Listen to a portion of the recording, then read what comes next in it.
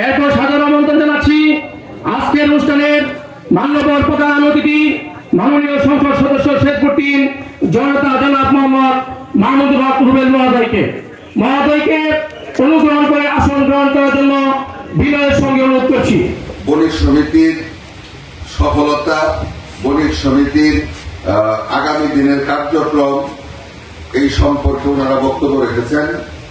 কিভাবে কাজ করলে পরে বণিক সমিতি আরো ভালো কাজ সামনের দিনে করতে পারবে, এই সমিতি কিভাবে আরো শক্তিশালী সুসংগঠিত হবে, এবং সেই সঙ্গে এই বণিক সমিতির মাধ্যমে যারা ব্যবসায়ী আছেন, ঝিনাইগাতি বাজারে যারা দোকানপাটের ব্যবসা করেন, ব্যবসার সঙ্গে যারা জড়িত, তাদের সফলতা,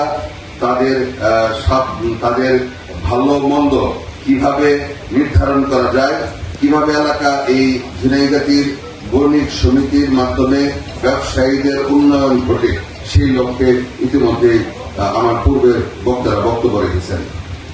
আমি আসলে আপনাদের সম্মুখে যে কথাটি বলতে চাই, আমি আসলে ধন্যবাদ জানাই যে নির্বাচনের পরে আপনাদের সঙ্গে এই প্রথম বসা বোধ আজকে।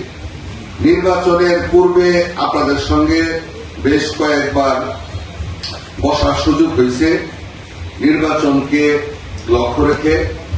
নির্বাচনের সময় এখানে আমরা একটা রাতে মিটিং করছিলাম আপনাদেরই ক্ষুদ্র বণিক সমবায় সমিতির উদ্যোগে। সেখানে বেশিরভাগ ব্যবসায়ী ভাইয়েরা উপস্থিত ছিলেন। পানি উঠে, পানির জন্য রাস্তায় হাঁটা যায় না। এখানে যে যানজটটা তৈরি হয় এই যে মুখটার মধ্যে, এই যানজট প্রচন্ড আকারের যানজট তৈরি হয়। এই ঈদের মধ্যে এইটুকু রাস্তা পার হইতে 1 থেকে 1.5 ঘন্টা লাগে। এই আপনার মনে করেন যে এই পুরা বাজারটা খাস জমির মধ্যে, এখানে ব্যক্তি মালিকানায় বাড়ি করছে সরকারের ছত্রছায়ায়, সরকারি দলের প্রভাবে। এখানে যার মতো সে ঘর বানাইছে। এখানে এখনো 100 লিজের সংখ্যা নাই বললেই চলে, 70টা বোধহয়, হ্যাঁ, 77টা দোকান 100 লিজ আছে, আর কোন দোকানের লিজ নাই। এখানে অনেকের লিজ আছে কিন্তু লিজের কি ধাকি নাই,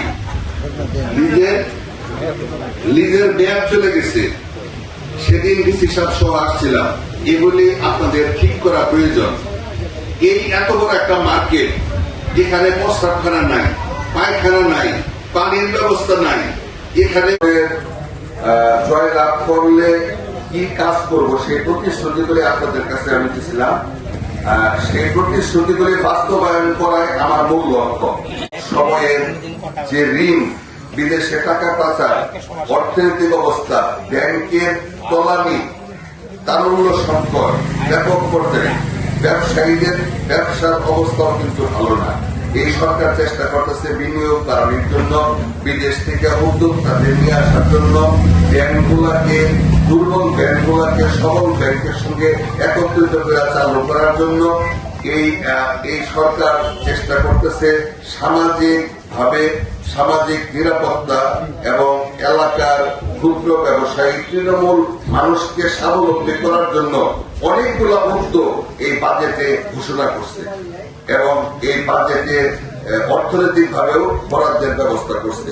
সময় কম, আমি বাজেট নিয়ে বক্তব্য দিতে গেলে অনেক সময়ের প্রয়োজন। আমি শুধু এইটুকুই বলতে চাই যে আমাদের এই ঝিনাইগাতি বাজারে উন্নয়ন করতে হবে। নির্বাচনের পূর্বে আমি প্রতিশ্রুতি দিয়েছিলাম, আমি আমার কাজ শুরু করছি। আসলে 17 বছরের এই অর্থনৈতিক যে সমস্যা, 17 বছরের অনিয়ম, 17 বছরের যে জঞ্জাট, এটা এত স্বল্প সময়ে দূর করা সম্ভব না। দেখেন, মাদক একটা বিরাট সমস্যা, আমাদের সীমান্তের চোরাচালান একটা বিরাট সমস্যা, পাহাড়কে ধ্বংস করা হয়েছে প্রতিনিয়ত, প্রকৃতি ধ্বংস হয়ে গেছে। আজকে বৃষ্টি যখন হওয়ার কথা বৃষ্টি হয় না, যে সময়ে রোদ হওয়ার কথা রোদ হয় না।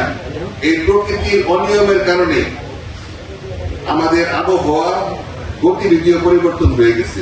যে কারণে সরকার উদ্যোগ গ্রহণ করছে প্রায় 5 বছরে 5 কোটি চারা রোপণ করব তো প্রকৃতিকে ঠিক করার জন্য। আজকে দেখেন ঝিনাইগাতি বাজারটা